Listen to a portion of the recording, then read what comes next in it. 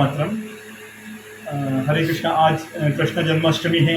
कृष्ण जन्माष्टमी की आप सभी को बहुत बहुत शुभकामनाएं। जब हम लोग भगवान कृष्ण का चिंतन करते हैं तो कृष्ण क्या है वो समझना बहुत आवश्यक है। भगवान कृष्ण का अर्थ होता है आकर्षण। आकर्षण, भौतिक आकर्षण की यहाँ हम बात नहीं कर रहे हैं। वो आकर्षण जो नित्य है, चिरातन है और अनंत है, जिसका कोई आदि नहीं है, जिसका कोई अंत नहीं है। तो भगवान के कृष्ण के जीवन से जो शिक्षा मिलती है वो एक आकर्षक व्यक्तित्व की मिलती है, जो परम पिता परमेश्वर है, पूर्ण है। भगवान योगेश्वर पूर्ण है। गीता में भी कहा गया कि जो पूर्ण परम पिता है वो भगवान योगेश्वर, भगवान कृष्ण है। तो भगवान कृष्ण का जीवन कैसा रहा? भगवान कृष्ण का जीवन ऐसा रहा कि उन्होंने जीवन भर गलत चीज़ों का विरोध किया। व्यक्ति उन चीज़ों का विरोध नहीं कर सकता जो अपने से सामर्थ्यवान है, उन व्यक्तियों का विरोध नहीं कर सकता जो अपने हैं। और भगवान कृष्ण ने तो अपनों का भी विरोध किया और अपने से सामर्थ्यवान व्यक्तियों का विरोध किया। गलत चीज़ों का विरोध करना चाहिए। कोई भी गलत चीज़ें उसका बुलंदी के साथ समाज में हम लोग खड़े हों और उसका विरोध करें। और भगवान कृष्ण, जो हम लोग गाय की बात करते हैं, हम तो गोप्रेमी लोग हैं तो गाय की बात करते हैं। गैयन की सेवा करने के लिए ग्वाल बने नंदलाल। भगवान गाय के पीछे पीछे हैं। भगवान ने स्वयं कहा मैं गाय के आगे नहीं हूँ, मैं तो गाय के पीछे हूँ। तो उस गाय की रक्षा करने के लिए भगवान ने जन्म लिया, वो ग्वाल बने। और उस गाय की आज जो रक्षा नहीं हो पा रही है, गाय कटती जा रही, तो बड़ी मन में वेदना होती जा रही। हम कहते हैं कि दर्द कब तक संभाला जाए, युद्ध कब तक टाला जाए, तू भी है राणा का वंशज, फेंक जहां तक भाला जाए। तो आप आइए इस गौरक्षा के इस मुहिम में हमारे साथ आइए, गायों की रक्षा कीजिए। सच्ची जन्माष्टमी की शुभकामनाएं तब हो सकती है जब हम कृष्ण के सच्चे अनुयायी बनेंगे। कृष्ण के चित्र की पूजा ना करें, कृष्ण के चरित्र की हम लोग पूजा करें। और कृष्ण का चरित्र की पूजा करने वाला ही देश ये भारत रहा है। भारत का अर्थ तो होता है जो ज्ञान में निरंतर लगा हुआ है। तो हम भी ज्ञान की खोज में लगातार लगे रहें। और ये तो अर्पण की भूमि है, ये तर्पण की भूमि है। इसका कण कण भी शंकर है, इसकी नदी नदी भी गंगा जल है। और हम तो ये कहते हैं कि मरेंगे जिएंगे तो इस राष्ट्र के लिए, मरेंगे भी तो राष्ट्र के लिए, जिएंगे भी तो राष्ट्र के लिए। और मरने के बाद हमारी अस्थियों में, गंगा जल में बहती हुई हमारी अस्थियों से कोई आवाज आएगी तो वो आवाज आएगी भारत माता की जय। तो हम लोग कर्म को समझे। कर्म मतलब 3 प्रकार के कर्म। कर्म मतलब कर्म, अकर्म और विकर्म। कर्म वो है, कर्म की पूरी डेफिनेशन ये नहीं कि वो कुछ भी करते जाएं। कर्म मतलब जिसका मोटिव शुद्ध होना चाहिए, जिसके पीछे पवित्रता का भाव होना चाहिए, जिसके पीछे राष्ट्र कल्याण का भाव होना चाहिए, जिसके पीछे पवित्रता के साथ साथ परोपकार होना चाहिए, वो कर्म है। अकर्म वो जहाँ पे कर्म समाप्त हो जाए वहाँ कर्म, मतलब कर्म की शून्यता अकर्मता है। और दूसरा विकर्म। विकर्म का अर्थ ये होता है जहाँ गलत कर्म। हाँ, आप पूछिए। आज जन्माष्टमी है, उसका क्या महत्व है? आज लोग जन्माष्टमी मना रहे हैं पूरे देश भर में, उसका क्या महत्व है आज? देखिए, भगवान कृष्ण का जन्म आज के दिन हुआ था। आज से लगभग 5000 वर्ष पूर्व गोकुल ब्रज क्षेत्र में भगवान ने जन्म लिया। और भगवान के जन्म की जो अष्टमी है वो आज कृष्ण पक्ष जो अष्टमी है उसमें भगवान ने रात्रि को 12 बजे भगवान का जन्म हुआ था। तो भगवान के जन्म को उत्सव बनाने के लिए उनके चरित्र को हमें अध्ययन करना चाहिए। केवल हम लोग भगवान कृष्ण के जैसे कपड़े पहन लें, तैयार हो जाएं, बच्चों को तैयार कर दें, वो जन्माष्टमी नहीं है। हम लोग भगवान के जीवन को चरित्र में उतार सके, वही जन्माष्टमी का पर्व हमें संदेश देता है। आज थैलियाँ खा रही, उससे बीमार हो रही है आजकल। देखिए, उसके लिए हमें खुद ही चेतन्य होना पड़ेगा कि गाय बीमार ना हो। वो इसलिए खा रही है कि हम लोग उसकी सेवा नहीं कर पा रहे हैं। भगवान योगेश्वर ने तो खुद गया की सेवा करी और आज हम मानव तन हमें मिला है, मनुष्य देह मिला है, तो हम लोग सेवा को अपना धर्म माने। और हम लोग तो कहते हैं कि गो सेवा धर्म हमारा, ठाकुर हमारी सुरभि मैया। तो सुरभि माता, गौ माता हमारी तो मैया है और हमारी ठाकुर भी वही है। तो हम लोग उसी की सेवा करते रहें। और उसकी सेवा के साथ साथ जहाँ पॉलीथीन का उपयोग हो रहा है, प्रदूषण जहाँ हो रहा है, उसको लोगों को जागृत करें कि पॉलीथीन का, सिंगल यूज प्लास्टिक का भी हम लोग उपयोग ना करें, जिससे गौ माता भी खाने के बाद वो भी बीमार हो रही है, मर रही है। और जो लोग दूध निकालने के बाद गायों को सड़कों पर छोड़ दें, तो उनसे भी मेरा निवेदन है कि आप इतने स्वार्थी मत बनिए कि गाय को अपना दूध के लिए केवल पालन करें। पूरे देश में मनाई जाएगी। जी, बात करें इसका मुख्य महत्व क्या है, किस प्रकार मनाए जिससे भगवान कृष्ण का आशीर्वाद लोगों को मिल सके। देखिए, भगवान योगेश्वर तो इस हरियाणा भूमि में हम लोग बैठे हुए। हरियाणा में तो मतलब हरियाणा, हरियाणा का अर्थ है जहाँ हरि आए थे, जहाँ साक्षात भगवान आए थे। हमारे गुरु ने हमें सिखाया कि हरियाणा तो वो है जहाँ हरि आए थे। तो भगवान योगेश्वर की ये भूमि है जहाँ भगवान कृष्ण ने गीता का ज्ञान दिया।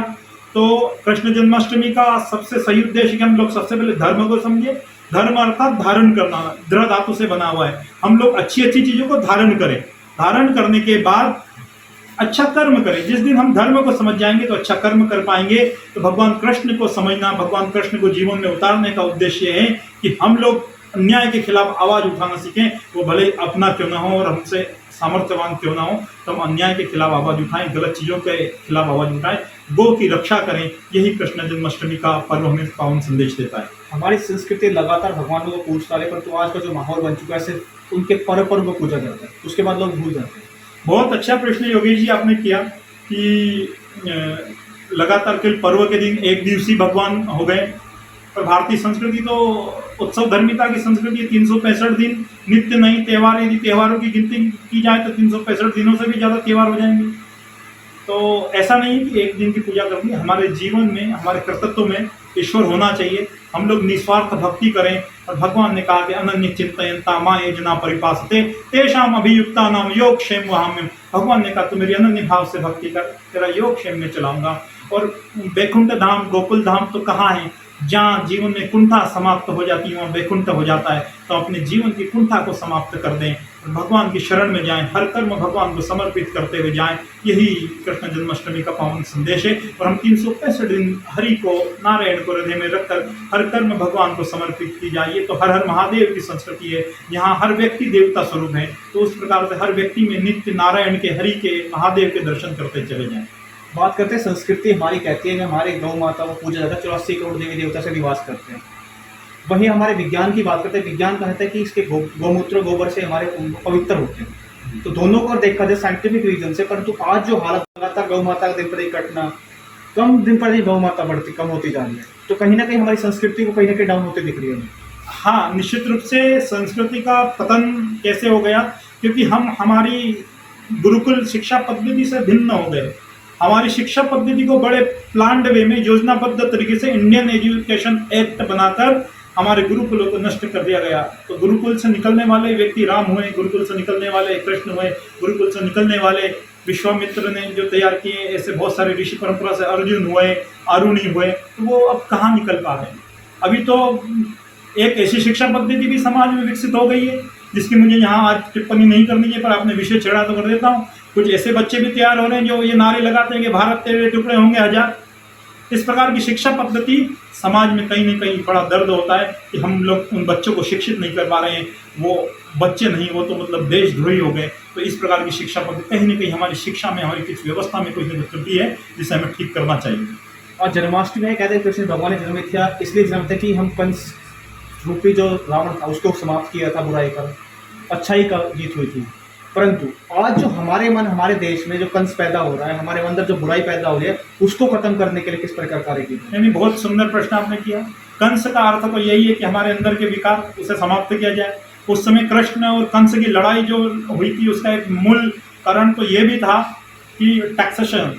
कृष्ण ने गोकुल वासियों के ऊपर जितने भी ग्वाल थे, जो दूध का कार्य करते थे, दही का, मक्खन का कार्य करते थे, उनके ऊपर टैक्स लगा दिया। आज की सरकार ने भी दूध, दही, पनीर पर टैक्स लगा दिया। बड़ा दुख होता है। जो देश कृषि प्रधान देश रहा है, जिसकी जमीन से जुड़ा हुआ जो देश रहा है, जिसकी मातृभूमि को हम लोग ने माता कहा, ये भारत को तो हम लोग ये कहते हैं माता कहते हैं ना, भारत माता है। ये तो कोई जीता जाता राष्ट्र पुरुष है, ये कोई भूमि का टुकड़ा नहीं। इसकी पूजा हम लोग करते हैं। और उस भूमि पुत्र देश के वासियों के ऊपर यदि दूध, दही पर भी टैक्स लगा दिया जाता तो पीड़ा होती है। तो हम लोग कम से कम कृष्ण के वंशज बने। और जैसा आपने कहा कि कंस तो वही बिल्कुल विकार है। हमारे अंदर के विकारों को समाप्त करने के लिए हमें कार्य करना चाहिए। हम क्रोध के ऊपर कार्य करें, हमारे लोभ के ऊपर कार्य करें, हमारे स्वार्थ के ऊपर कार्य करें, झूठ बोलने को हम लोग त्यागें। और यही सारे विकार हैं, यही कंस का रूप है इस कलयुग में। तो इनके ऊपर हम जीतते रहें और धर्म का साथ देते रहें। यही मुझे लगता है कि इसी में सार्थकता है। कहते हैं हर बार भगवान बुराई को खत्म करने के लिए अवतार लेते हैं। पहले श्री राम जी ने लिया, कृष्ण ने लिया, महादेव ने लिया, परंतु अब जो हालात बन चुके हैं, क्या कहीं ना कहीं लग रहा है कि हमारे जो हालात कहीं ना कहीं हमें अपने देश की पतन की तरफ ले जा रहे हैं? हाँ, बिल्कुल आपने सही कहा कि ये पतन की ओर ही रास्ता है। हमारे राम सुखदेव जी महाराज तो कहा करते थे कि इस भूमि पर जब तक गाय के रक्त की एक बूंद गिरती रहेगी तो पाप कभी भी समाप्त नहीं हो सकता। आप प्राकृतिक आपदाओं को देख लीजिए, कहीं बाढ़ आ रही है, कहीं सूखा पड़ रहा है, कहीं भूकंप आ रहे हैं। तो इसका तो अर्थ ये है कि मतलब कहीं ना कहीं हम लोगों ने गलत रास्ते का चयन कर लिया। कच्ची सड़कें पक्की सड़कों में तब्दील हो गई, कच्चे मकान बड़े भवनों में तब्दील हो गए। पर क्या हमने विकास किया? आज बीमारी घर घर पहुंच गई है। कैंसर जैसा रोग तो सामान्य रोग हो गया, जो लाखों में एक व्यक्ति को हुआ करता था, करोड़ों में एक दो को हुआ करता था, अब तो घर घर चौथा पांचवें व्यक्ति को कैंसर हो गया, डायबिटीज हो गई, हार्ट की समस्या है, बीपी की समस्या है। हम लोग रोग ग्रस्त हो चुके हैं। तो इस रोगों से लड़ने के लिए तनाव इतना व्यक्ति के ऊपर कि डिप्रेशन हो गया, लोगों को ऊपर मतलब लोग आत्महत्या कर रहे हैं आजकल बच्चे। तो इस प्रकार की समस्याएं समाज में आ गई है। हमारी संस्कृति की रक्षा हमें करनी पड़ेगी। संस्कृति की रक्षा के लिए मतलब विद्या वो है जो सा विद्या विमुक्त है, विद्या वो जो हमें मुक्त करे, उलझनों में न पड़े, हम माया से दूर रहें और अपने अंदर का आत्मचिंतन करते रहें। देखिए 3 चीजें और मैं आपके चैनल के माध्यम से बता दूं, वो, मैं और ये 3 चीजें आप समझ के जाइए कृष्ण जन्माष्टमी में। वो परमपिता परमेश्वर, मैं जीवात्मा और ये माया, इन 3 चीजें ये नित्य हैं। इन तीनों को ध्यान से जिस दिन समझ लिया तो जीवन समझ में आ जाएगा।